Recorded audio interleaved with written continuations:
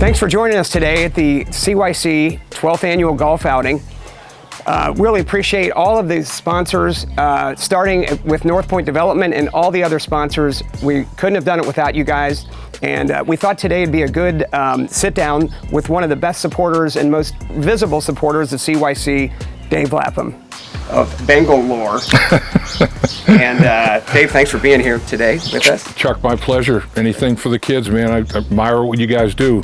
Anything to help our youth, I'm all for. You know, for an oldster Cincinnati guy like me, it seems like 4 lifetimes ago when I heard your Go Stanford second half kickoff taken to the house in the '89 Super Bowl. How long have you been here and doing the color commentary? Yeah, the color part of it, this will be coming up on season number 39. So 39 years from that aspect and 10 as a player. So, you know, creeping up on 50 years, creeping up on half a century between playing and broadcasting with the Bengals. And going further back from that, just being a player for the Bengals and, you know, back when a lot of people did, you know, one teams in the NFL kind of thing. Any great memories? I mean, I'm sure you have a lot of them, but maybe you get asked a lot on any really memories that just stick out a little bit. Yeah, I mean, honestly, the interaction with Paul Brown. I mean, I was like starstruck the first time Paul Brown stood up in front of the team meeting and addressed the team, because I mean, he had so much success with the Cleveland Browns, and now he was doing it again in Cincinnati. And just a legend. And my college coach, Ben Schwartzwalder, who is a Hall of Fame coach at Syracuse University, he and Paul Brown were pretty good friends, and he told me that, you know, I'm going to be impacted for the rest of my life by what Paul Brown teaches. And so that was my first memory. And then, you know, all the great players, great teammates, but the biggest memory is playing in Super Bowl 16. I mean, everybody's goal every year, this time of year, Chuck, you know, in the off season, everybody's got Super Bowl aspirations. Oh, sure. Everybody's goal is the Super Bowl. Well, only 2 teams get there and only 1 team wins it. So actually that 1981 team won the first playoff game in Bengals history, had never won a playoff game. And then won the first division round game, and then won the first AFC championship game. So there were a lot of firsts that year, and unfortunately stubbed our toe badly in the first half of Super Bowl 16, couldn't recover and didn't get the ultimate prize. But along the way, climbed the ladder of success a few rungs, and it was a lot of fun and made a lot of lifetime friends. That's the thing, is the relationship that you, the bond that you make with teammates it can't be broken.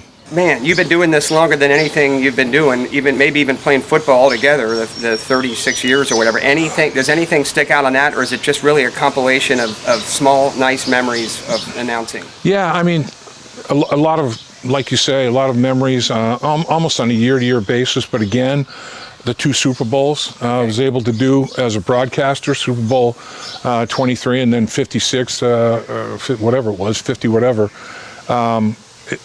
Those two come to mind. And honestly, Super Bowl 16 team I played on, and then 2 Super Bowl teams that I had the pleasure of broadcasting, very similar in that not only really great players, but man, those teams were so close. And it's like, you know, the chicken or the egg, which comes first? Do wins lead to culture? Does culture lead to wins? I'm really not sure, but I know that those 3 teams had both in spades, you know, and it's like you didn't want to be the one to let your teammate down. You know, it's like, man, we got something special here. Because you were with them more than you were with your family, you know, and there were so many really good people, not just really good football players. It wasn't just, we have an offensive captain, we have a defensive captain, we have a special teams captain. There were like multiple leaders at every position, every level of that football team, all those football teams. And that's my biggest memory, is that whoever was responsible, or the group that was responsible collectively for putting those rosters together, you know, did a heck of a job factoring in tangibles and intangibles, because those teams had the it factor, and it's hard to put your finger or thumb on what that it factor is, Chuck, but you know when you have it, and you don't want to lose it because you know you have it. You know, it's one of those things. Well, speaking of assembling an optimal group of guys together, I'm sure you get this number one question, probably especially now in the off season, is what do you? It's unfair to ask anybody, what do you think of the draft? Because we're not going to know for a couple of years. But how do you handle that question, and what do you think of it? What are your initial takes? Anything stand out? Yeah, you're right, Chuck. I mean, it's like when you say, "Oh, how good a draft was it?" Now, I always been tickled by the draft analysts that, "Oh, they A, B minus, A, C plus, whatever." Until they put shoulder pads and helmets on and go play another team, a different colored jersey, you don't really know. And still, now, even at this point in time, there have been organized team activities, mandatory mini camps where rookies and veterans have worked together, but it's underwear ball. You know, it's shorts and T-shirts, haven't put helmets or pads on yet. So until you get to that stage and you're actually, seeing how guys react and flow and all that sort of thing with equipment on, and they're in position to make hits, and you don't really know until preseason games start that get people on the ground, finish blocks, and I think this guy can finish a block, but let's see if he really can when the light comes on, and I think this guy can bring this kind of running back to the ground. Let's see if that's really the case.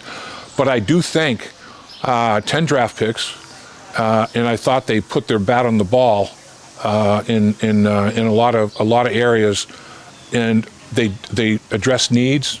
They addressed offensive and defensive line. Two interior defensive tackles were drafted in the top 3 rounds. There were multiple picks, 2 picks in the second round. Mims, the first round pick, this guy, every way you can be big. He's tall, he's thick, he's broad, he's wide. He's got 36.5-inch arms. I mean, he's like 73 inches. His fingertip to fingertip. It's like Kareem Abdul-Jabbar laying down there. Yeah. And good on paper. Yeah. Right? Oh, he is. I mean, he's got all the intangibles that you want to have physically. He moves well. And he's a 3.6 student at Georgia. I mean, those are the kind of things that they've done a pretty good job of. I think is really not only on tape, can he play? Well, what about how would he be with other teammates? How would he fit into the organization? They've done a really good job in that area, and all the guys they drafted for a specific role. I mean, they feel like we're not just drafting guys because, it's not only the best player available on the board, but he fills a role. He can potentially capture a role here that we need, and he can. If we develop him right, he can expand on that role, and that's what they feel like they did with every single draft pick. And again, every team will say it when the draft's over. Yeah, I couldn't believe he was there. We had him as a high 3rd round pick, and we got him in the 5th. Well, it seemed like with the Bengals from the 4th round on, everybody they took, they had rated at least a round higher, and it probably is the case because every team looks at players differently because every schematic and the concepts of what they're doing is different. So they do have guys, on different areas of the board, but they were very happy with the guys they were able to draft. Taking a step extra into that topic, I'm telling some of my buddies, I'm coming over and talking to you about the Bengals, and everybody wants to know, when are we going to win those big division games? Not everybody wants to know when we're going to win the Super Bowl, but how about the right in front of us thing? And how can we get those blueprints to beat?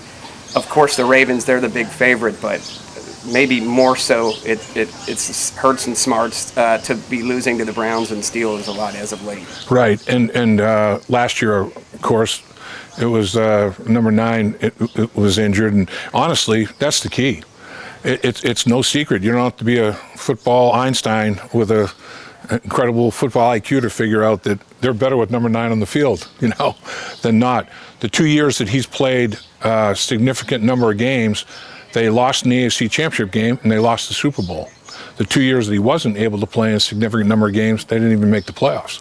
So that tells you that he's a big factor, and they got to keep that kid upright and make sure that he's healthy and he can play at a high level physically. He is incredible with how he reads the football field, puts the ball where it's supposed to go, accurately with power, and he's a special player. But in with respect to division, that's going to be even more necessary to have him available because the teams that we're talking about here, Baltimore, Cleveland, Pittsburgh, Mike Tomlin always has a defense. The Baltimore Ravens always have a defense, schematic and players. Cleveland Browns, their defensive roster is about as good as anybody's in the league. All three of the AFC North Division rivals have unbelievably strong defenses. So you're going to need excellent quarterback play, and you're going to have to hold on to the football. Don't turn it over, Chuck. If you can gain more possessions by taking the football away and not giving any possessions up, you have a much better chance of beating a team like that because you got to figure, as good as they are defensively, you're not going to score every single possession. But if you give some away, you're giving them an extra opportunity for their offense to do it, and you're minimizing your own. No self-destruction. When you're in these division games, you cannot self-destruct. I mean, they're good enough to beat you just on their own. Don't help them. Well, Dave, thanks for your tradition of staying with this organization, being a comforting voice when we're winning or losing for the Bengals for over all these years. And upon behalf of Cincinnati Youth Collaborative, thanks so much for your tens of thousands of hours that you have devoted generously to local charities, and especially, of course, our CYC. And we'll see you soon, and go Bengals. Chuck, all right. Pleasure, my man. Likewise. And again, everybody that's involved with CYC, congratulations to y'all. You must sleep well at night because you're doing some good things. Thanks a bunch.